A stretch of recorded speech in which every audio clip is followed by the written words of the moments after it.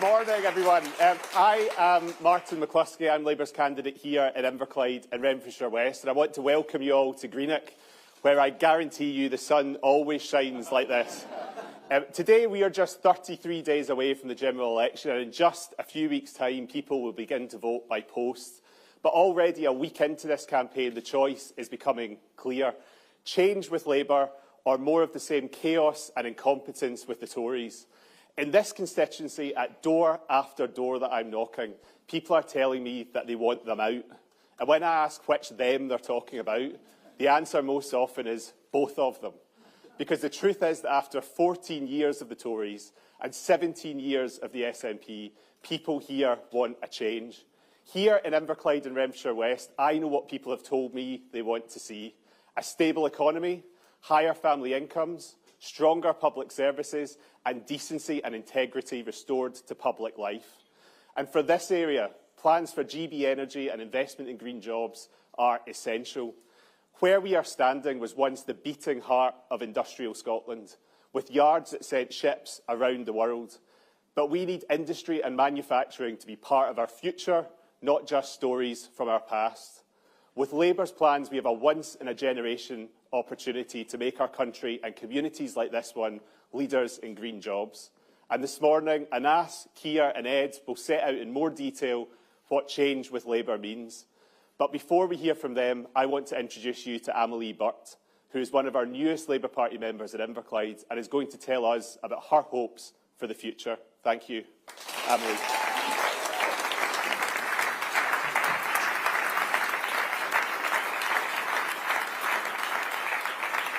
Good morning. My name is Emily Bur and I have the privilege of welcoming you to the Beacon Arts Centre today and welcoming everyone to Inverclyde. I hope I don't make anyone in the audience feel too old, but when I was born, the SNP were already in government. So when I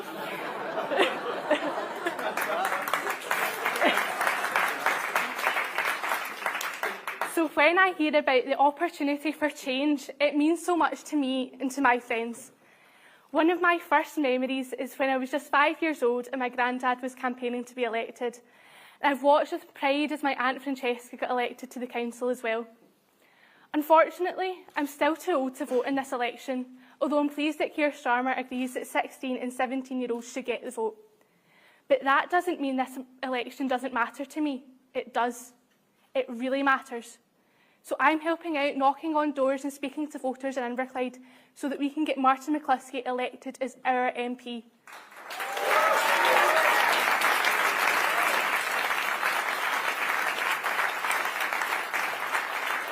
If anyone wants to come here and help us out, you are more than welcome.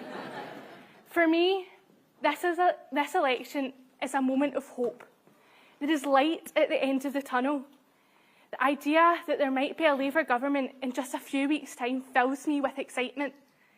It would mean that me and my friends can have the opportunities in life that Labour has always given to young people. The opportunity for a brighter future. And it is a huge honour for me to introduce a politician who has given us hope here in Scotland. Please welcome the leader of our party, Anna Sarwar.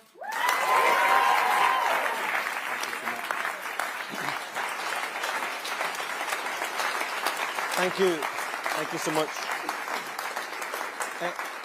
Emily, first of all, thank you for reminding me I'm no longer a member of Young Labour as we look to the future in this election. I know how important this election is for you and for young people here in Inverclyde, across Scotland and right across this UK. Because this election, like every election, is a choice between a Tory government that wants to take away opportunities from young people or a Labour government that will create opportunities and give young people hope for the future. That's what's at stake in this election. But we can only deliver change for young people and for communities across our country if we elect Scottish Labour MPs. MPs like Martin McCluskey, our fantastic candidate here in Inverclyde and Renfrewshire West.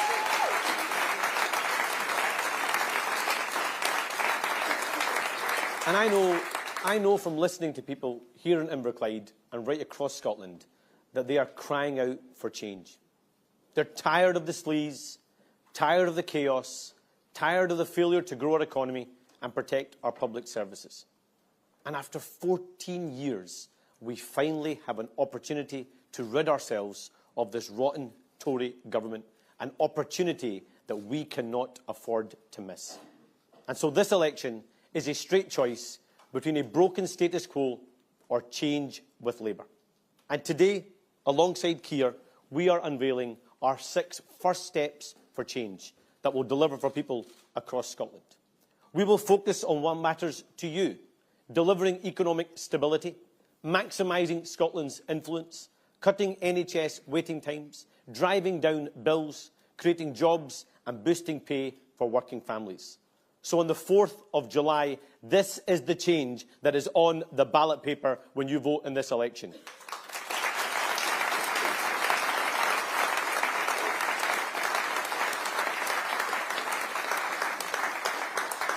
The Tories have crashed the economy, raising bills for working people, all while they tried to ram through tax cuts for billionaires and slash funding for frontline services. So Labour's first step in government is to bring back economic stability to our country. And with the careful economic management of Rachel Reeves as our Chancellor, we will grow our economy, bring down the cost of your mortgage and not make working people pay the price for government's economic incompetence. So delivering economic growth is our top priority in this election and for a Labour government.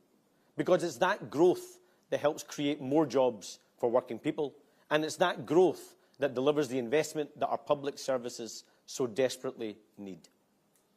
And friends, no public service is more important than our National Health Service. And right now, on the SNP's watch, 1 in 6 Scots are on an NHS waiting list. Over 840,000. More than 1 in 10 have been waiting more than a year. And I know every single person, someone who's waiting for an appointment, waiting for treatment, or forced to go private because they can't stand either the pain or the anxious wait for months on end. So a Labour government will start the process of change for our NHS. By closing the Tories' non-dom tax loophole and cracking down on tax avoidance, we will deliver £134 million every year for Scotland's NHS. And that could create 160,000 more NHS appointments every year right here in Scotland, bringing down those waiting lists. The Labour Party built the NHS, the Labour Party rescued the NHS, and it now falls on the Labour Party to rescue and rebuild our NHS again.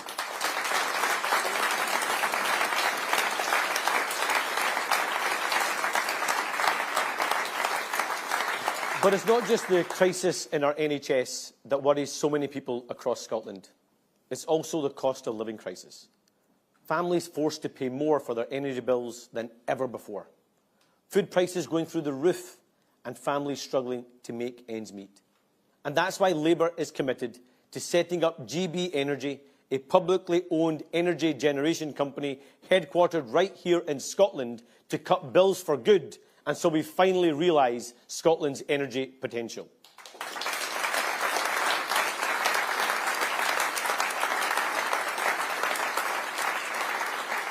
That's billions of investment for Scotland, more jobs for Scotland, lower bills for Scotland, and greater energy security for Scotland.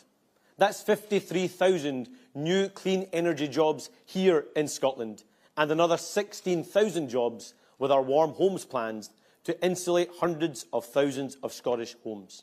A transformational opportunity for Scotland that once again we cannot afford to miss.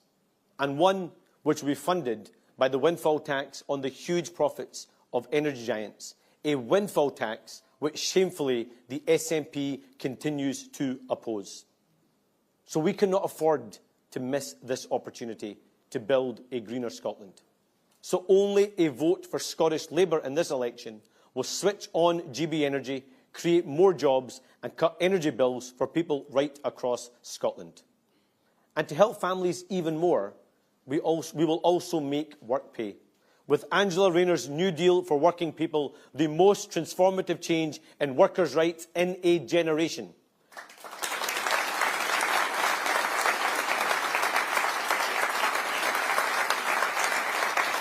It It will be the greatest transfer of wealth and power into the hands of working people and their families, ending the scandal of fire and rehire, banning exploitative zero-hour contracts, extending employment rights and delivering a genuine living wage and a pay increase right across the country.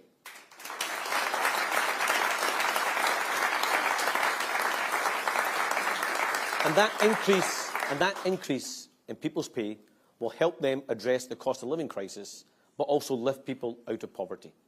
So the power to deliver this new deal now rests in the hands of the people of Scotland.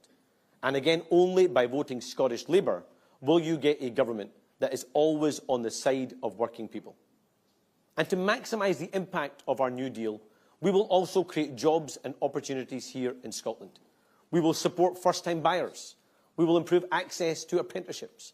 And we will make sure our young people have the skills they need for the jobs of tomorrow. Friends, you all know this. Our country is brimming with talent. And I truly believe that Scotland's best days lie ahead of us. But we have to seize this opportunity to maximise Scotland's influence. We need to boost exports and attract investment to grow the Scottish economy. And by using the UK's global trade networks, we can promote Scottish businesses so we increase our exports abroad and create more jobs here at home. So by voting for Scottish Labour MPs, as Keir has said, we will have a UK Labour government with Scotland at its heart.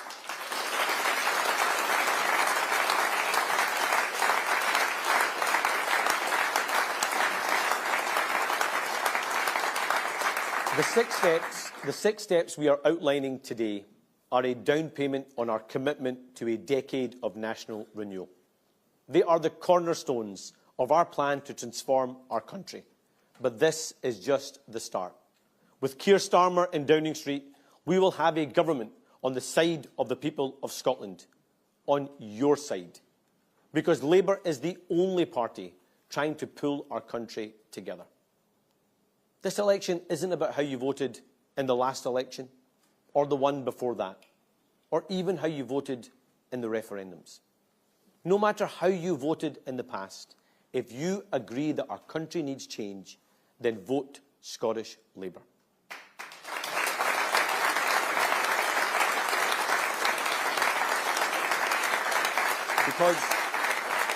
Because we stand at a key moment in our nation's history. There's a choice ahead of us. We cannot afford 5 more years of this rotten Tory government. We cannot afford 5 more years of sleaze, chaos, incompetence with higher bills punishing working families. And we cannot afford to miss this opportunity for change. So on the 4th of July, a vote for Scottish Labour is a vote to boot out this rotten Tory government, a vote to maximise Scotland's influence, and a vote to deliver the change Scotland needs. Together, let's go win that future together. Thank you. Thank you.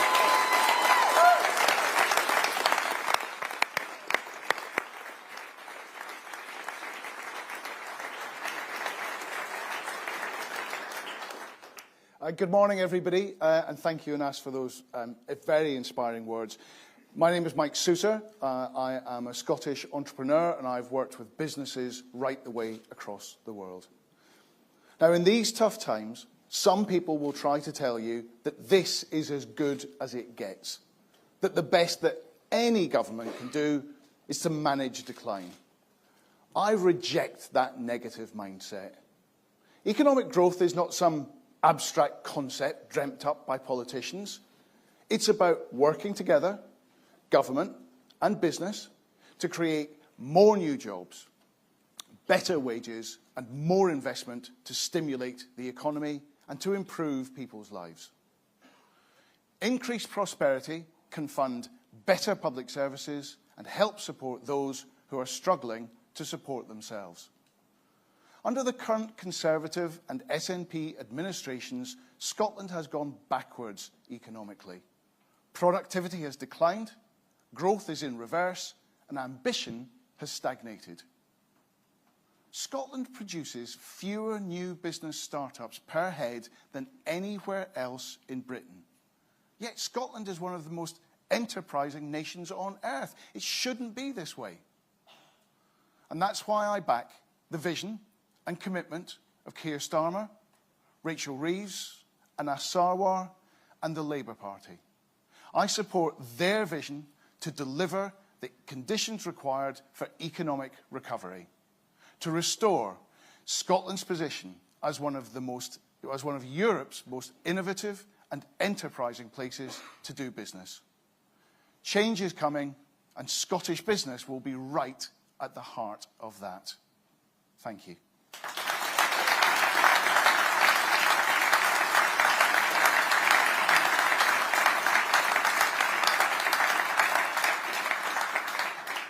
It's now my very great pleasure to introduce the Deputy Leader of Scottish Labour, the brilliant Jackie Baillie. Thank you very much. Very kind of you.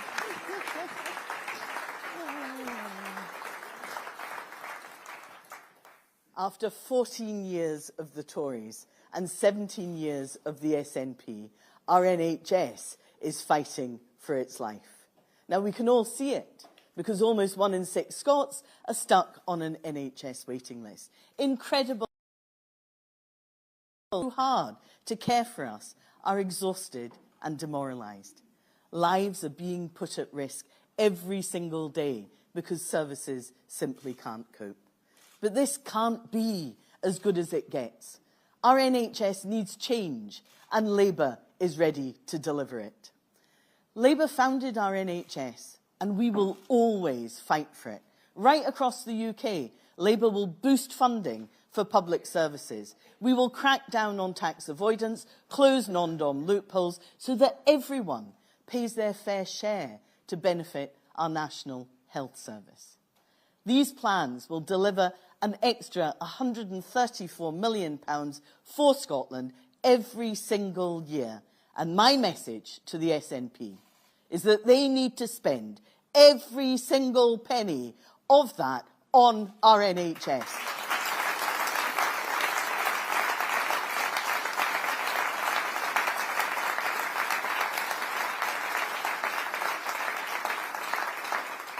Now, this would deliver an extra 160,000 appointments a year, cutting waiting lists, clearing the backlog, getting people the care that they need, restoring the founding promise of our NHS of free care at the point of need.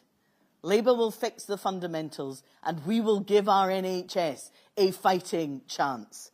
But we need change in Holyrood too. We need an end to SNP incompetence, mismanagement and waste. A real workforce plan to give our NHS and social care the staff they so desperately need. An end to delayed discharge, which pours millions down the drain every single year. Now, in 1948, we created our NHS. In 1997, we rescued our NHS. And on the 5th of July, 2024, the 76th birthday of our NHS, we will begin the process of rescuing it again.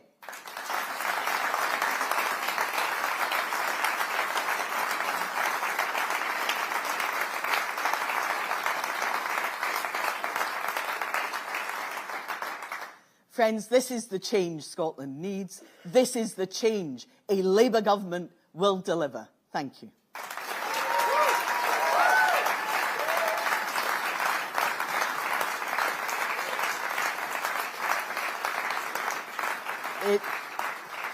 It now gives me great pleasure to introduce my friend and the inspirational Deputy Leader of the UK Labour Party, Angela Rayner.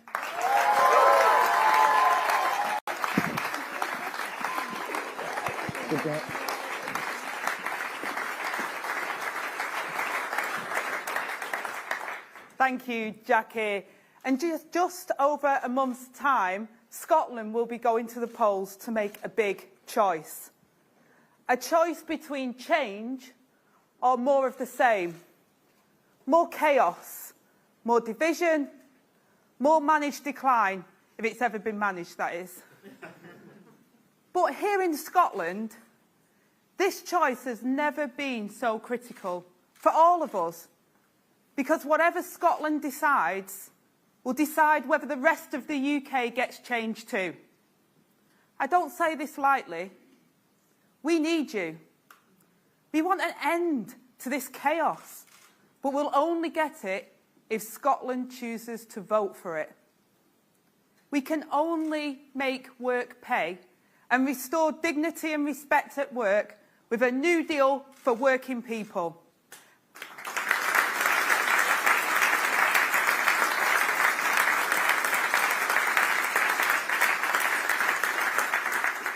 And we need Scotland to send a government to Westminster, not just a message.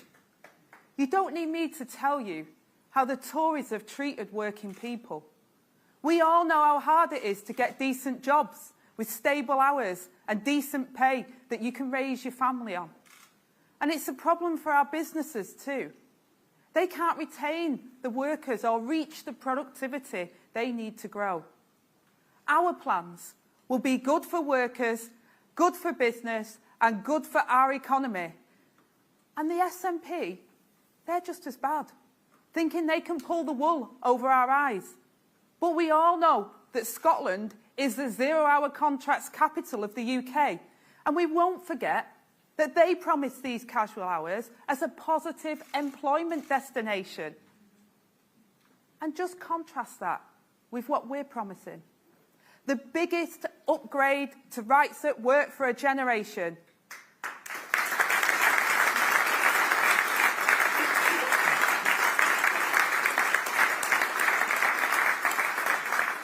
As Anna said, a boost to wages with a genuine living wage, and by extending sick pay to the lowest paid workers, ensuring dignity at work by ending fire and rehire and banning exploitative zero-hour contracts, and making work more family-friendly. A new and true partnership between government, trade unions and business to unleash the real potential of this country. This is how Scotland can change. And we'll hit the ground running, introducing our legislation with 100 days. And this is core to our mission of growth, raising living standards everywhere. But it can only happen if Scotland votes for it.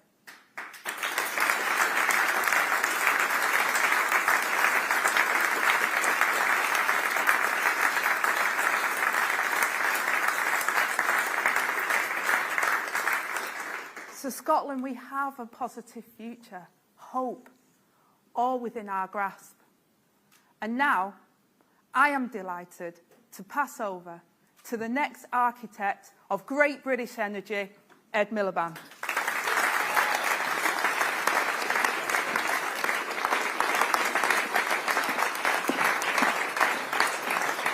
Thanks, Angela.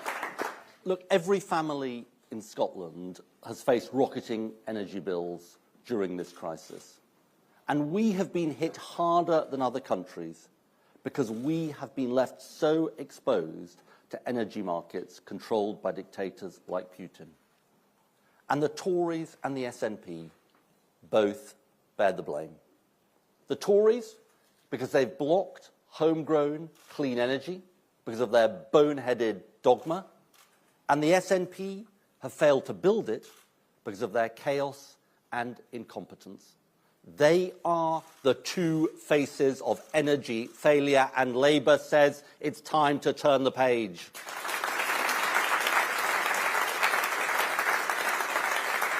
And our mission is simple, which is to ensure energy security and cut bills for good with the biggest investment in homegrown clean energy in our history.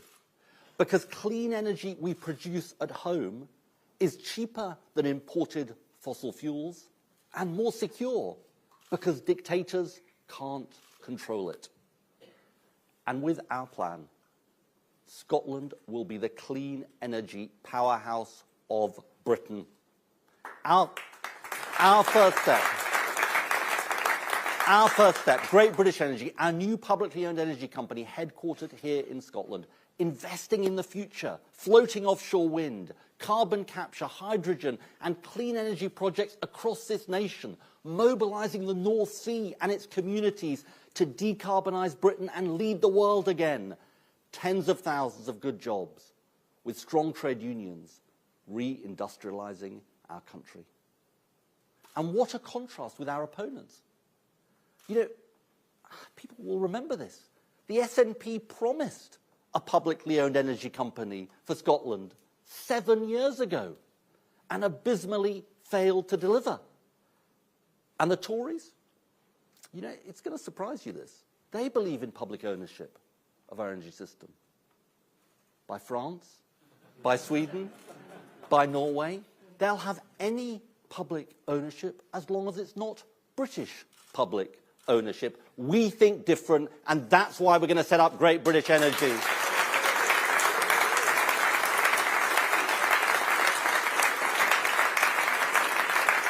And Great British Energy is a central part of Labour's mission for 2030 clean power, a mission endorsed today by Sir Patrick Vallance, the scientist who helped save millions of lives and deliver the COVID vaccine. His endorsement shows that Labour has a plan for energy security which is both bold and credible, and we should heed his wider message. It's time to mobilise our scientists, our engineers, our businesses, our innovators, our communities across Scotland in this mission. It's time to end the defeatism that says Britain can't lead anymore. It's time to face up to the climate crisis and take it on. And when Keir talks about mission-driven government, it's not a slogan, it's a call to arms for our country. We are the optimists in this election. We're the optimists that say Britain and Scotland's best days lie ahead. And this is the election choice. Lower bills, energy security and climate leadership with Labour. Or higher bills, energy insecurity and climate delay with the Tories and SNP. A Labour government ensuring better lives for people today and fulfilling our obligations to the generations of tomorrow. This is the prize within our grasp. This is the mission of the next Labour government.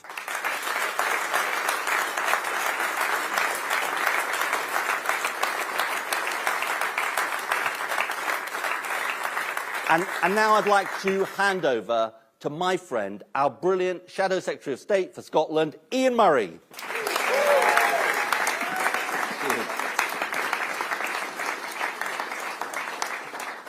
Ed, thank you very much indeed, and good morning. I'm Ian Murray, the Shadow Scottish Secretary, candidate for Edinburgh South and co-chair of the Scottish General Election Campaign.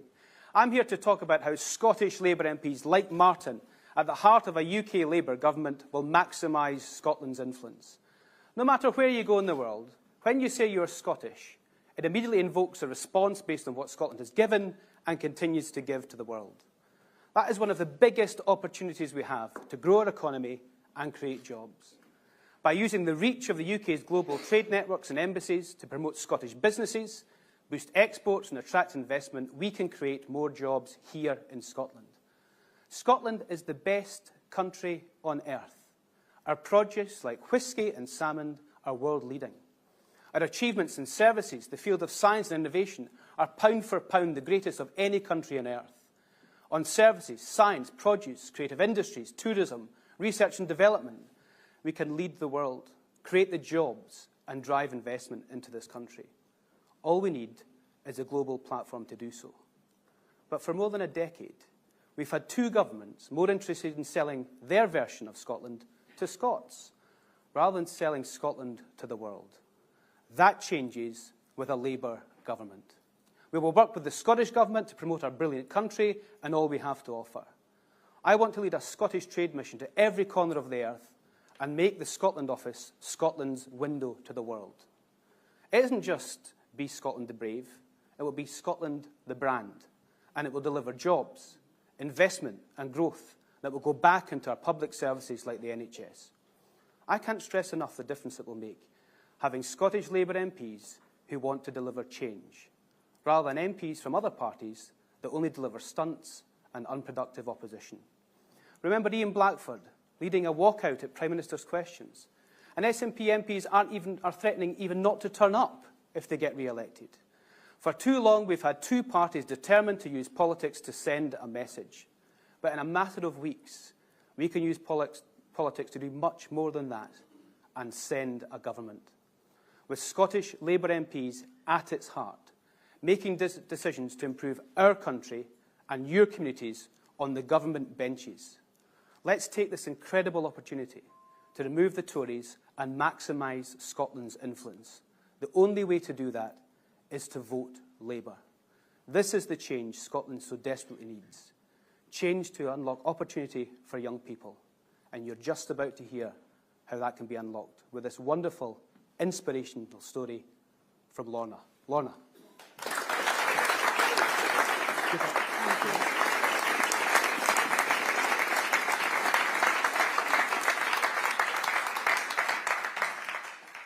My story is a different one to most you'll hear today. I grew up in Aberdeen. I was in care from aged 4 to 16. I fell pregnant at 16 and for a long time I was a young mum making my way in the world. Also aged 16, I got some qualifications from school and started my career, which I loved. After spending my childhood in care, it's probably no wonder I myself then chose to become a care worker. But after 7 or 8 years, I started to wonder if I could go further. So I looked online and found a welding course at Fife College. I'd never picked up a tool before, but I thought, why not? I'd always preferred practical work. I paid £500 from my savings so that every night for 12 weeks I learned a new skill, welding. After that, Fife College and Harland and Wolff awarded me with a scholarship, which when I qualify later will make me a fully qualified welder. That wasn't an easy decision, especially for a working class girl like me in a male-dominated industry. I'll always be grateful to Dennis, my tutor at Fife College, and the guys at Harland and Wolff who put their trust in a girl to succeed and knock down the barriers to getting on. But it's not enough that I got on. Others need that chance. We need to spread more opportunity to more young people across the country. That's why I'm fully behind the Labour Party's plans to create opportunities for young people everywhere. It's a no-brainer. We need to give young girls like me the confidence and skills to be brave and back themselves, especially in careers that aren't traditional. Labour know how important this is, and that's why I'm very happy to introduce the man who will bring forward the change in Scotland and the UK, Keir Starmer.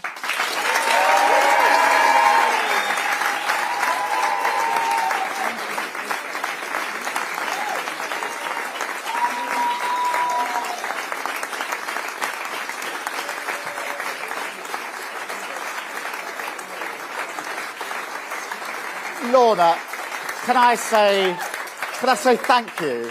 That was fantastic. What a story. What you've done, that's a story that should be told right across Scotland, inspiring so many young people. And not only the story, but for you to walk from there up onto this stage and deliver it in front of all these people and the cameras.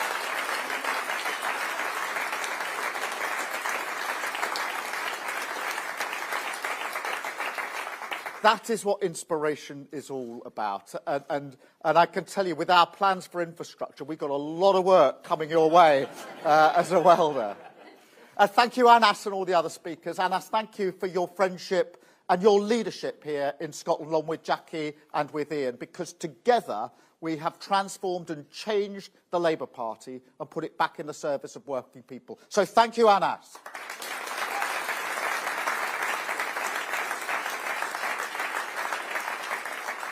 And it's great to be back here in Scotland. It's sunny. And I seem to be here every other week. And that's not just because of the tandoori salmon in Mr. Singh's in Glasgow, which is getting quite a reputation. But it is fantastic to be here and to be with all of you to launch these first steps because, look, the wait is over. The Prime Minister has called a general election. We've waited a long time for this. Scotland has waited a long time for this. A chance for an election, a chance to change. So if you're a family that have been struggling with the cost of living day after day, week after week, month after month, if you're a business that's been struggling now for a number of years against the odds, if you're in service to your country or your community, then this election is for you. Because by the power of our democracy, the beauty, if you like, of our democracy, the power shifts to you. Your chance, your vote, your chance to vote for change, for yourself, your future, your community, and for Scotland. And I say to this, make sure you use your vote, your voice, not to send a message. The SNP say they want you to vote to send a message. Send a message to go and sit on the opposition benches protesting. I don't want you to vote to send a message. I want you to vote to send a government.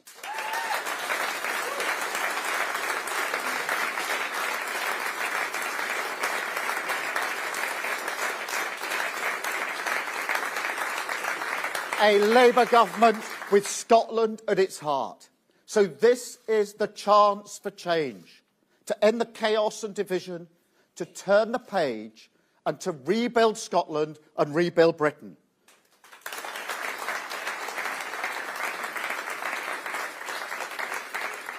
Because we have to stop the chaos. In Westminster, we've had 14 years now, 14 years of chaos and division.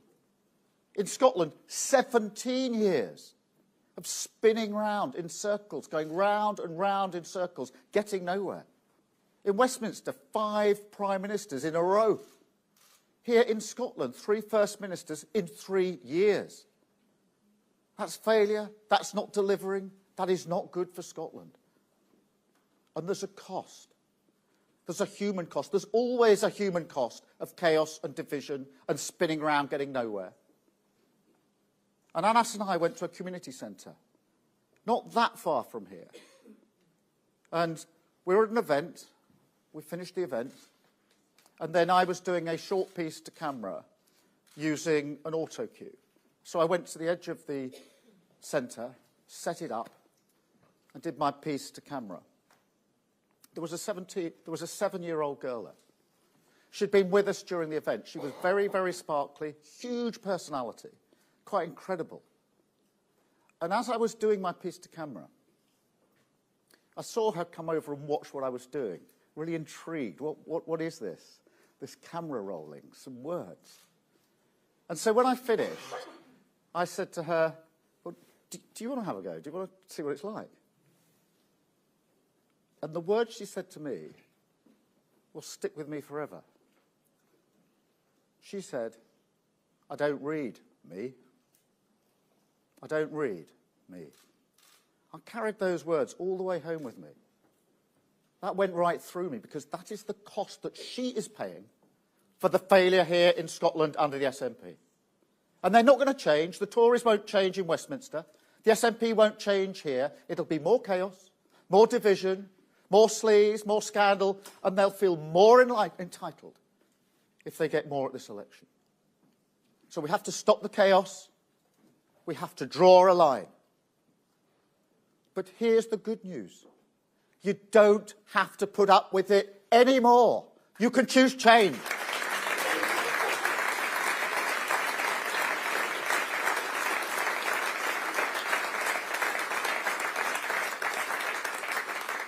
But don't take anything for granted. If you want change, you have to choose change and vote for change. And make sure that we boot the Tories out and end the chaos. Because change is on the ballot on the 4th of July. Make no mistake, there are 2 futures, 2 paths that we could take. Down one path, the future is more chaos, more division, more of the same.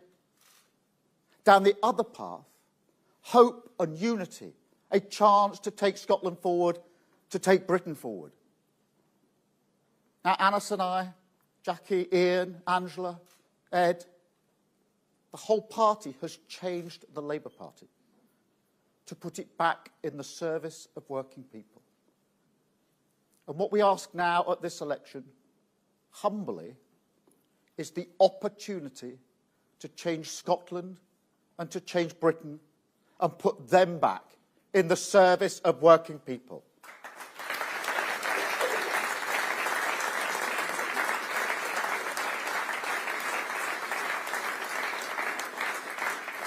Now, I know that in the past, some people here in Scotland who wanted the Tories out didn't vote Labour because they didn't think that we could win. But we've changed Labour. We now have that opportunity, and you have to vote for it. Because there's no change without Scotland. There's no Labour without Scotland. And I believe that the solidarity of working people is not just our identity, it is our argument. The single greatest force, probably the only force, that can bring our four nations together. And that's why Scotland is at the heart of our mission.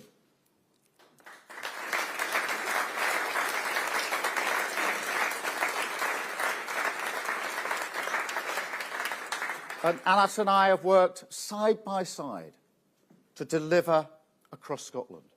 We've got huge ambition for Scotland. But like all ambition, it has to start with first steps. First steps that we've set out this morning. As you'd expect, ruthlessly well prepared, fully costed, fully funded, and ready to go. Step one, economic stability. The foundation of growth, the only way to keep taxes, inflation and mortgages low. Because if we learned one thing from recent years, it's that if you lose control of the economy, it's working people who pay the price. Liz Truss lost control of the economy. And in Scotland, everybody with a mortgage is paying the price month by month by month. The average increase, £120 in Scotland per month. People desperately worried about whether they can afford it, what they can't do as a result, even thinking of having to sell their house and downsize. How do you think they feel when Rishi Sunak says, we've turned a corner, everything's fine? How do you think they feel when they see those that advise Liz Truss in the House of Lords swanning around because Rishi Sunak was too weak to block them? They are paying the price. And we visited a food bank, Anna and I, not so long ago. And this was in Glasgow. A real shock.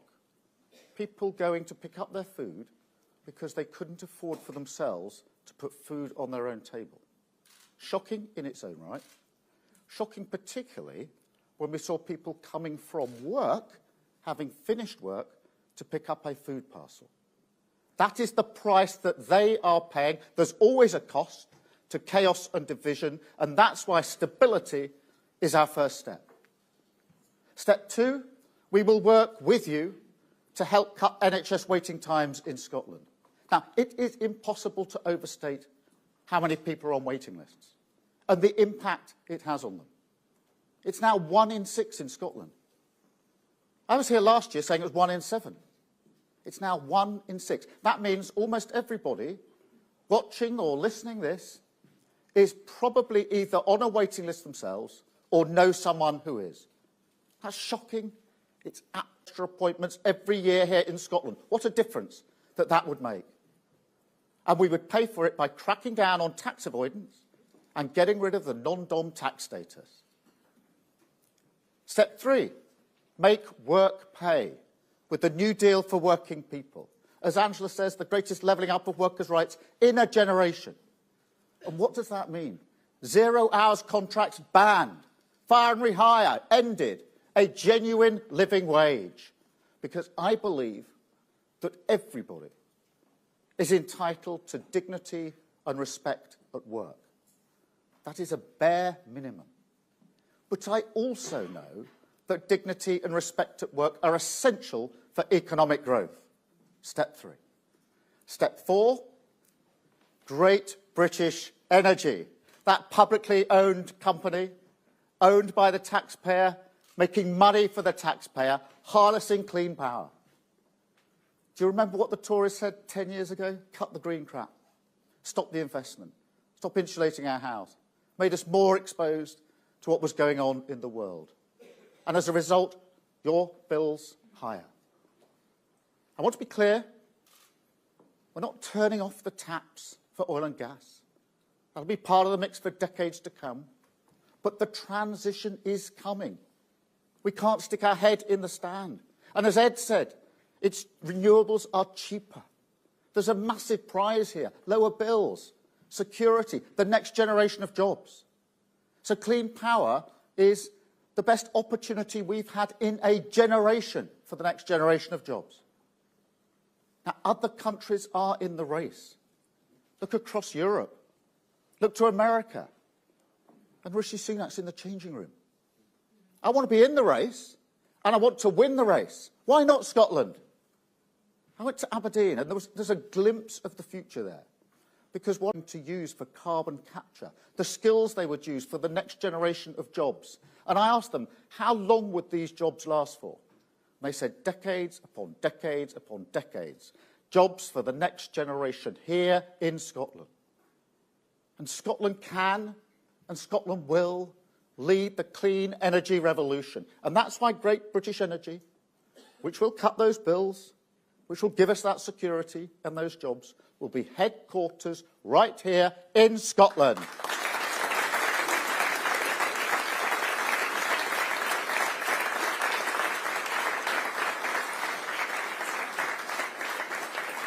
Step 5, maximising Scotland's influence on the world stage.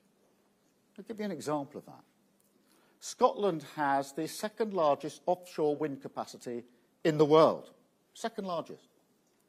Yet 3 times as many jobs are in Denmark. That's shocking. I went to Whiteley's wind farm. Some people have heard this story, but it really sticks with me. This is just outside of Glasgow. There's, I don't know, 200, 300 wind turbines there. Really huge bits of engineering and skill and design. And I went up and they were turning around, generating energy. Had 2 problems. One, we didn't have a battery big enough to store the energy, so they were turning them off because of a lack of planning. Second, I asked a question. I said, how many of these incredible pieces of kit, this incredible manufacturing engineering, how many of them were built in Scotland? None. Not one. They were towed in from other countries. Not a single one was built here. We have to end that. We can change that. Floating offshore wind is the next generation. We can get ahead. Not only have floating offshore wind, but build it here in Scotland with manufacturing, jobs, engineering, building on the skills that we have here. Promoting Scotland abroad, Scottish business abroad, boost exports, and attract investment needed for jobs here, good jobs, in Scotland. Step 6, jobs and opportunities for young people. Training people for the future, for the jobs and the work and the lives they're actually going to live. Make sure that young people can get the apprenticeships they need, whether in welding or anything else. Support first-time buyers. And work with Anas to create 50,000 Scottish jobs in clean energy. So this election is the chance. It's the chance for change, the chance for renewal, the chance for Scotland and Britain to go forward. A new generation of Scots on Labour government benches, working with me for Scotland and delivering for Scotland. And I believe Scotland can lead the way, lead the change, stop the chaos, turn the page, rebuild. Now make sure you take that chance. Make sure you vote Labour. Thank you. Thank you.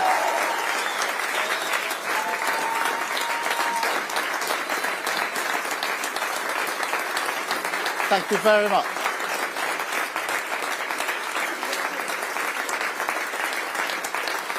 Thank you.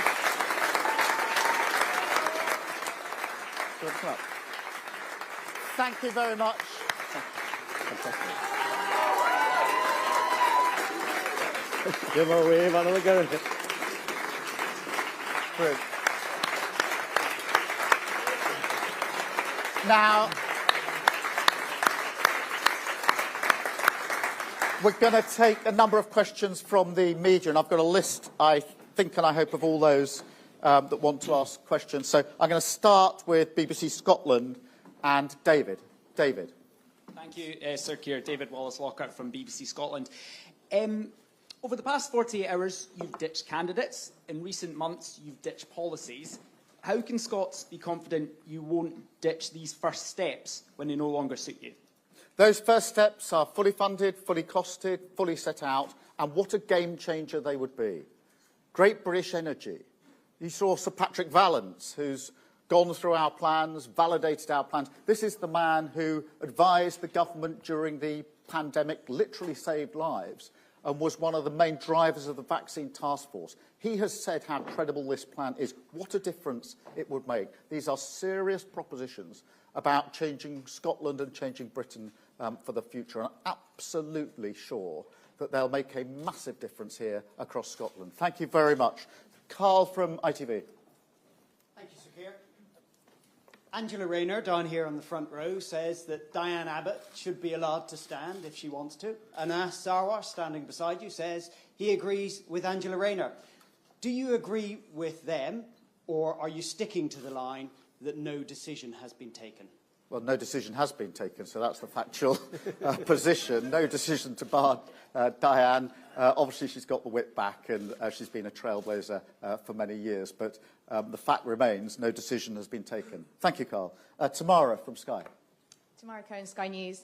Sir Keir, unions that back your party say this energy policy is a ban without a plan because it won't create as many jobs as may end up on the scrap heap. Are you worried it will lose you votes here in Scotland, which is so crucial to a Labour victory? Look, I've been very, very clear when it comes to the transition that we're not turning off the taps. Oil and gas will be part of the mix for many years. We're not revoking any licences. But a transition is coming. And when Ed and I went to Aberdeen with Anas just a few months ago to talk to the workforce, of course, to talk to the unions, to talk to the energy sector, everybody knows the transition is coming. Everybody's working towards that transition. The investment is already beginning in that transition. Thought is being given about that carbon capture and how the same skills and pipelines could be used. The worst thing we could do now is do what Rishi Sunak is doing and put our head in the sand and pretend it's not happening. And I'll tell you for why. That's what happened when coal was coming to an end. And we are still paying the price in communities across the whole of Scotland and across the whole of the United Kingdom. I'm not prepared to let that ever happen under a future Labour government. This is about the next generation of jobs and the generation after that, because I'm never going to allow a transition to happen which hasn't been planned for. So yes, we want to make sure we guarantee those jobs. We create even more jobs for the future, and jobs that are lasted, not just 10 years or 20 years, but, decades and decades and decades to come. The worst thing we can do is put our head in the sand, because that is exactly what the Prime Minister is doing. Anas. Can I just add to that? Look, I can understand why workers in the North East who have heard 14 years of promises from the Conservatives that have been broken and 17 years of promises from the SNP that have been broken, being really nervous about what happens next. And that's why it's really crucial that we demonstrate that we understand the transition needs to happen. We're all agreed on that. But we work together in collaboration. And as Keir has said, and I'm saying it directly to people in the oil and gas sector, renewable sector right now, there will be no turning off the tap. There will be no cliff edge. Oil and gas will play a significant role for decades to come, partly because it's the right thing for us to do. We have to protect jobs.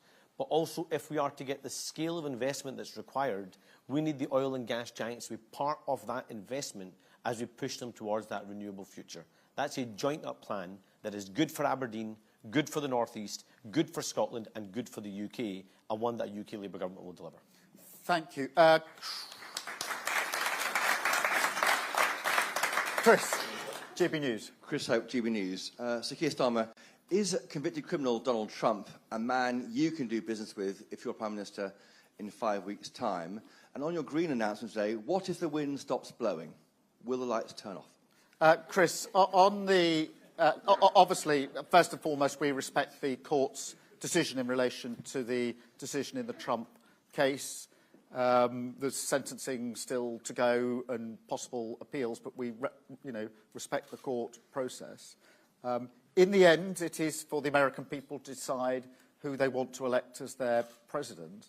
And if we're privileged enough to come into government, we will work with whoever is elected President of the United Kingdom. That's what you would expect. We have a special relationship with the US that transcends whoever the President is, but it is an unprecedented situation. There's no doubt about that. And there's a long way yet to go, I think, in relation to what happens next. Thank you, Chris. And on the question of wind, look, it's always going to be a mix of renewables for the future. You know, solar, offshore wind, nuclear, hydrogen, they're all part of the mix. But the important thing is this: oil and gas is running out. It isn't going to last forever. We can't ignore that. The transition to renewables is where the sector is. If you go to Aberdeen and talk to the sector, they are talking about the investment they need to put in renewables. It's cheaper. It gives us energy security, because oil and gas is sold onto the international market. We don't control the price, and hence, the proof of that, if you needed it, was when Ukraine was invaded, our prices went up. If we had control of our prices, that wouldn't have happened. So lower bills, energy security, and the jobs of the future. That's why other countries are in this race. That's why the Americans are in this race. I don't want us to sit this race out and then in 10 or 20 years regret it when all the jobs and the energy production is elsewhere, and we haven't done it for ourselves. We have incredible resources, incredible sort of natural resources, as well as skills. We need to take advantage of that. We need to be in the race to win the race. Why not Scotland, would be what I would say. Thank you, Chris. Ewan from STV. Thank you. Ewan Petrie, STV News. Sir Keir, you've guaranteed that your energy plans won't cost thousands of jobs in Scotland, as the sector predicts. How can you make that guarantee, and what is it based on? Well, the guarantee is based on the fact that we're not turning off the taps, we're not revoking the licences, and then oil and gas is part of the mix for decades to come. On top of that, there will be new jobs, tens of thousands of new jobs, created by the transition to renewable energy. And by locating GB Energy in Scotland, it makes Scotland the centre of that, because I'm very conscious that those jobs need to be in Scotland, in the sectors, using the skills that we already have. And that's why this transition, unlike the transition for coal, will be one where we preserve and build and ensure the jobs are there, not just elsewhere in the United Kingdom, but here in Scotland, using the skills that we already have. We've got probably offshore skills, the like of which the rest of the world hasn't got. We can use those skills in renewables. So I'm very confident that we can not just preserve the jobs that we've got, but also to create the jobs that we need for the future. And by sticking our head in the sand and pretending it's not happening, we are actually doing the worst of worst things for people who work in the energy sector.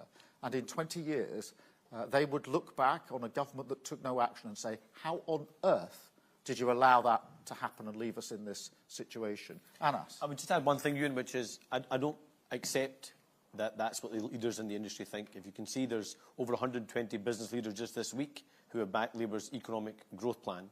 What I do recognise, though, is that much of the investment, as Keir has said, we're competing on a global race here. And so when people are pitching to their international boards to make those investments in Scotland rather than anyone else, they are looking to see what the framework looks like. And right now, Scotland and the UK is weak because of the decisions made by this UK government, Tory government, and this SNP government, and therefore investment is going elsewhere.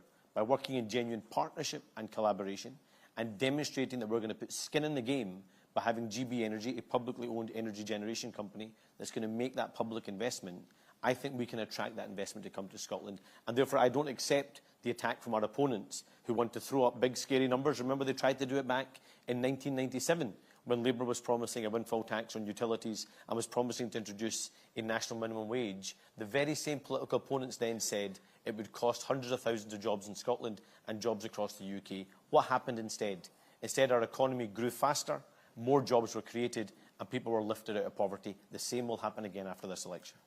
Don't underestimate the significance of what Sir Patrick Vallance has said today, because this is the man, an expert in his field, who played such a central part in the vaccine rollout and the task force. And he's looked at our plans and validated our plans. And so the sort of attack that they're not thought through, etc., it just falls away when you look at what Patrick Vallance has to say and the reputation that he brings and the experience that he brings in what that vaccine rollout during the pandemic was incredible, was something I think many people thought couldn't be done. He was absolutely central to that. He's now looked at our plans for the energy transition and said, these are going to work. That is incredible validation. Thank you so much. Libby from The Guardian. Hello, Sir Keir. Oh, sorry. Hi there. I just heard the voice. That's okay. We've got Martin Ford KC in The Guardian this morning talking about his concerns that the Labour Party is underestimating how its treatment of Diane Abbott and Faiza Shaheen is impacting voters, warning that it's leaving some black voters feeling they don't have a political home. What's your response to that?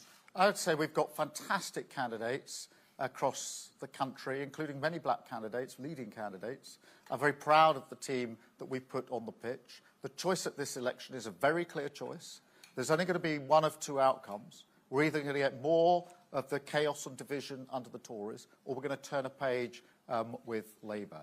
And when we started selecting our candidates, I was very clear with the team. I wanted the highest quality candidates on the pitch for the task ahead.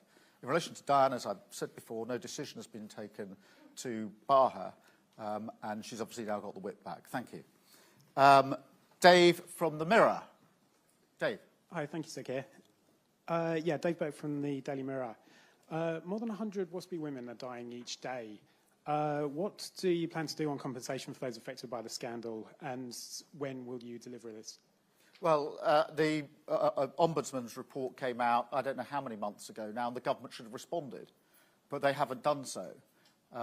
Yet again, what they've done, same with the doctors' strikes and all the other problems, they're just unaddressed. They're going to leave them to the other side of the election. So we'll have to pick it up and look at those proposals, but it is shocking that the government hasn't dealt with it.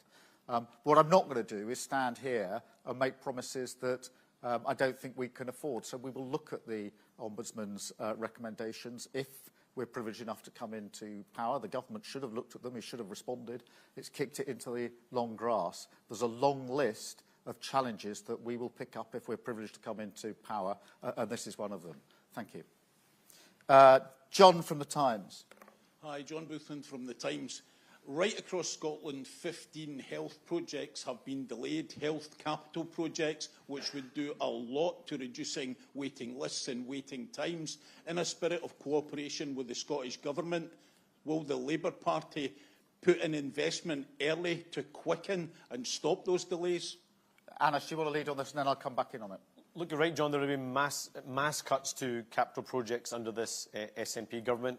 I feel as if Jackie has jolted you to ask this question as well, Jackie, because Jackie's desperate to get those capital investments back up, and she's right to be.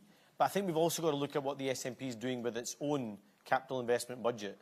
We're not very far, for example, from Ferguson Marine, where they have taken a ferry project which is now multiplied in terms of the cost, over £250 million wasted of capital investment. That is money that could have been used to build those treatment centres across the country. So, of course, there's a role for a UK Labour government, what it does in other parts of the UK, but actually we have got to better spend that money here in Scotland under this SNP government. And that's why it's an important step for us in terms of putting the NHS central. Obviously, what we've pledged is for the extra appointments in England, 40,000 a week, but that has a knock-on effect for Scotland. That could be translated into 160,000 appointments. I think make a material difference. And Anas is very, very clear. If he were working with us, he would straight away pick that up, those 160,000 appointments. If the SNP are saying they're not going to do that, then I think they've got a lot of questions to answer in relation to health here in Scotland, when under their watch, 1 in 6 people are on the waiting list. That is shocking. 1 in 6 people in Scotland on a waiting list. That has such impact on each and every person on the list, the discomfort, the lack of ability to do what they want to do, sometimes really serious consequences of not being able to be seen quickly enough. And, of course, it has a massive impact on the economy, because if you've got lots of people on a waiting list, your economy is never going to thrive in the way that you want. Thank you. Chris from the Daily Record. Hi, over here, Sir Keir. It's Chris McCall from the Daily Record. There's been much debate in Scotland in recent days about Michael Matheson, the former SNP minister, who was recently suspended by Holyrood, but so far refused to resign as an MSP. Do you think he should resign, and do you think Holyrood should follow Westminster's example and introduce a recall petition that would allow voters to kick out rule-breaking MSPs? I can imagine I know what Keir's answer is to this as well, but let me just say that the way the SNP have tried to downplay this over the last week has been nothing short of shameful. You've had John Swinney play the Boris Johnson and Conservative Party playbook, where they'd rather attack the integrity of Parliament rather than call out the actions of one of their own.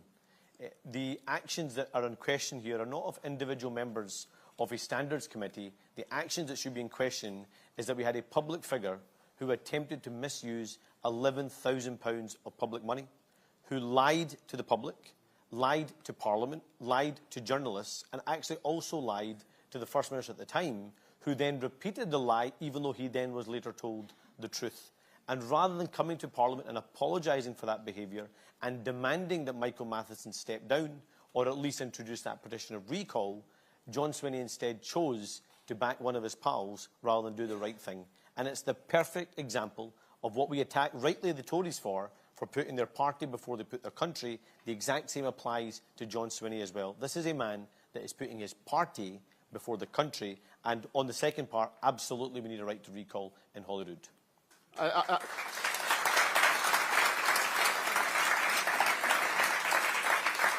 I'd simply add that the parallels with the Tories and the SNP are very striking now.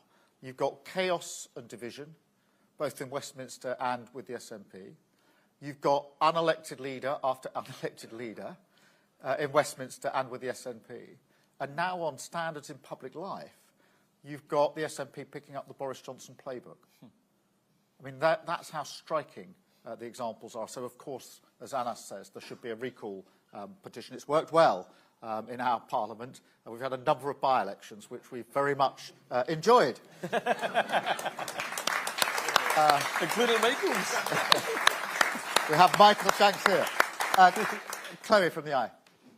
Thank you. Chloe Chaplin from the Eye newspaper. You said today you want to get working on Great British Energy within months. Can you be more specific and confirm to voters if it will be fully up and running within a year? And just on Diane Abbott, will she get a decision on her candidacy today? Look, on GB Energy, we can get going on this straight away and set it up. We've got advanced plans to do so. And I know that without being complacent, we have to be ready to hit the ground running, prepared for government. So we will pick that up, we will run with it from day one, and we will certainly, after the first year, be in a position to show the real difference that it is capable of making. And that's why our plans are not going to be begun on day one of a Labour government. They're already begun. What I want them to do on day one of a Labour government is to be implemented. I mean, on Diane, I don't think there's much I can add to what I've said. No decision has been taken to bar her. She's got the whip back, and the NEC will take a decision. Thank you. Andrew from The Herald. Hi, Sir Keir. Andrew Lerman from The Herald. We've got the logo for Great British Energy. I think we've got the website being launched today as well, but we still don't know where it's going to be. Why are you not telling us where it's going to be? Is it because there's not really any votes for you to win in the North East at this election? Are you holding off to next year? Give Anas a wee boost for the Holyrood election? Look, I tell you, it will be in Scotland, that is for sure. That decision is taken. The website is up and running, which is, really important. I've been to Scotland, as I say, many, many times in the last couple of years. Almost everywhere I go in Scotland, I get the question from wherever I am to say, why shouldn't it be based here? But no decision has been taken. This morning, is he? We will take it. But the energy sector is obviously very important to Scotland, centred in Aberdeen. So that makes a powerful case. But we haven't decided. We will make a decision about it. But it will definitely be here in Scotland. That's a major, I think it's a sort of a down payment, I hope, on the way that we will work together with Scotland, because I think one of the damaging things of the last few years has been the conflict between the Westminster government and the government here in Scotland, trying to fight with each other, argue with each other, not being able to work together because both parties are putting their party first and not Scotland first. I want to change that. I want to make sure that actually the Westminster Government and the Scottish Government work together delivering for Scotland. That is why the vote is so important, because at the heart of that, if people vote Labour here in Scotland, we'll have Scottish Labour MPs sitting on the government benches making sure that we're delivering for Scotland. That's my ambition. I think it's a real game changer for Scotland if we can get that over the line. And that's why I say if you want change, you have to vote for change. And this is a real chance at this election to do so. Thank you so much. David from the Scotsman. David. Thank you, David Ball from the Scotsman. Scotland's in the middle of a drugs death crisis. Inverclyde in particular has been very badly affected. Will you work with the Scottish Government and bring about some of those reforms that they've been calling for Westminster to provide for years, to treat the crisis more of a health emergency rather than to criminalise people? Can I just say, first of all, on that, David, absolutely this is a health emergency. One thing that we cannot escape from is that we have the exact same drugs laws in every part of the UK, but we have 3 times the number of drug deaths here in Scotland. And frankly, I find it really shameful that the SNP want to use that emergency, where people are losing their lives every single day, as another grievance tool between Scotland and the UK. I'll tell you how we can address the drug death crisis. Of course, partly it's safe consumption, which is a pilot's happening already. But actually, we need to reverse the cuts to the alcohol and drug partnerships. We have to get more investment in the rehabilitation beds that have been promised by the SNP and not delivered. And we've got to make sure we're supporting those communities around, for example, family breakdown, those that have mental health crises, lack of access to employment, lack of access to adequate levels of housing, and we now have a housing emergency here in Scotland. So let's not turn this into a constitutional fight. Let's instead have government action to change people's lives so we can address that drugs emergency. So the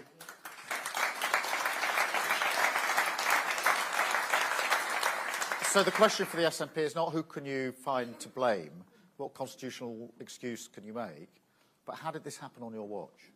How did this get so bad on your watch? It's shocking to see the statistics and the human beings that are behind those statistics. How did this happen on their watch? And if they concentrated on that question, we'd all be a lot better off. Thank you so much. Sophia from The Sun. Sophia. Hiya, thank you, Sir Keir. There are some reports this morning suggesting that you flew here on a private jet. Is that true? And just very, very quickly, you worked with Diane Abbott for a long time, very closely on the same team. When did you personally last speak to her? So far as the travel is concerned, yes, we did use a private jet because we needed to get very quickly to Scotland from Wales yesterday, and we have to use the most efficient form of transport in the middle of a very, very busy general election campaign. We offset the carbon. We always do whenever we use transport in the air. So that's the approach we're taking. But it is a practical situation in a busy. We've got 5 weeks to take our argument to the country. I need to get across the country to speak to as many people as possible. And from time to time, we have to do it as efficiently as possible. But yes, we do offset it. In relation to Diane, I think I spoke to her a few weeks ago, maybe a few months ago, in the Commons. Thank you. Matthew from The Economist. Thank you, Sir Keir. Matthew Holhurst from The Economist. There's a poll in the Scotsman today that shows that even though Labour's polling is up, still 48% of Scots support independence. Now, can you be clear? Is it your goal and your expectation for that sustained level of support for independence to have fallen after 5 years of a Labour government under the change that you're setting out? Or do you see this as a prospective UK Prime Minister as an immovable fact of Scottish politics that you simply have to navigate? What I would first say is that I do understand the sentiment that leads a number of people to say, after 14 years of being shackled to this Tory government in Westminster, we'd be better off out. I do understand why people are driven to that conclusion after 14 years of chaos, division, going nowhere, not delivering for Scotland. This election has the potential to be a game changer. Because if people want change, if they want a better Scotland, a different relationship across the UK between the 4 nations, that is part of the change that we can bring about in this election. And I think that's really important because I am able to say that we will work with people in Scotland. We will deliver for Scotland. We won't be in conflict with Scotland, and we can change. All of us know that we need change in Scotland. We want to embrace that change, bring about that change, and I do think that will have an impact across Scotland. I don't think the constitutional issue is the #1 issue or the priority. When you've got an economy that isn't working, when you've got people in low-paid work, insecure work, when you've got 1 in 6 people on the waiting list, I think the priority is to deal with those issues, and we can do that from day one if we are privileged to come into power. And that's why we have chosen these as our first 6 steps. They are important down payments on the change that we want to bring about, but they're also indicators of our priorities. We start with the economy, we work through all of the others. And I think that, as I say, respectfully understanding why some people do feel or have felt up until now that it is simply impossible to work with the Westminster government, that I hope, I'm determined to change and start showing so many people in Scotland that a Westminster government can, if it puts its shoulder to the wheel, work with Scotland to deliver for Scotland. I'm determined to do that. Thank you so much.